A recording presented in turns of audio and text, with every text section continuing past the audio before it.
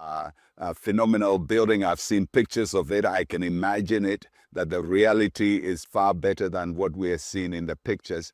I wish I was there, but for some reason, this conference always falls within our 40 days of power as a church. It's a 40-day time of prayer and fasting. And so we're waiting on the Lord, and I need to be here. And I try as much as possible to be home during the 40 days of power. So it always coincides. And so I'm left to doing a video presentation, and I will do the best that I can for all of you who are there. You are sitting in history, and you are sitting in a very remarkable building. I've seen some of the pictures, the sound installations and all of that, and I wish I will be there to hear the sound for myself and see all that is going on. And for all the other speakers who are going to share both online, in person, and virtually, we are all there to support not only the ministry of Pastor KK, but for the ministries represented there, all the people who are attending the conference from different parts of the world, different parts of Nigeria. We are committed to making a contribution to enrich our lives, to make sure that what we are doing in our time survives the test of time.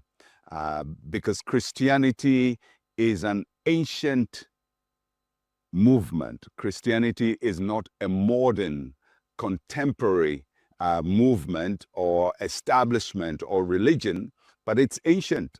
Its roots go to 2,000 years. So whatever we do, we must be mindful that we are part of a 2,000-year belief system, which has undergone a lot of movements, a lot of changes at various levels. And I will be appealing to some of them today in what I say. So I can't say congratulations enough, Pastor KK, congratulations. I love you very much, you know that. And you know, you can reach me at any time, and I would be of service to you. Now, I know that we're thinking about growth and expansion and how to really grow what we're doing. I would take a slightly different detour, and I would talk and focus more on conservation.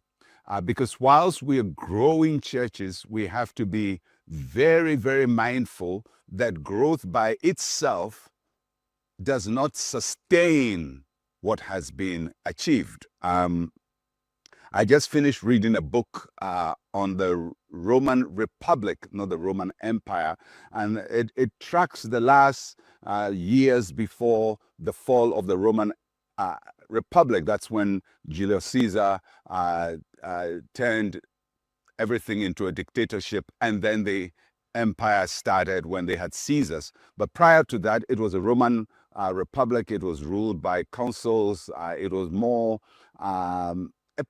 like a parliamentary system of governance, which later became a dictatorship.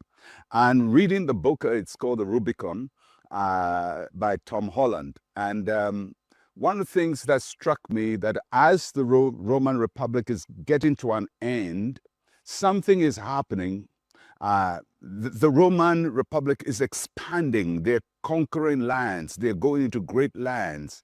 And from the outside, it will seem like, wow, what a great work is being done. You know, Caesar is conquering, Pompey is conquering, different army generals, and they're expanding. So it seems everything is all right. But in Rome itself, at the center, everything is collapsing.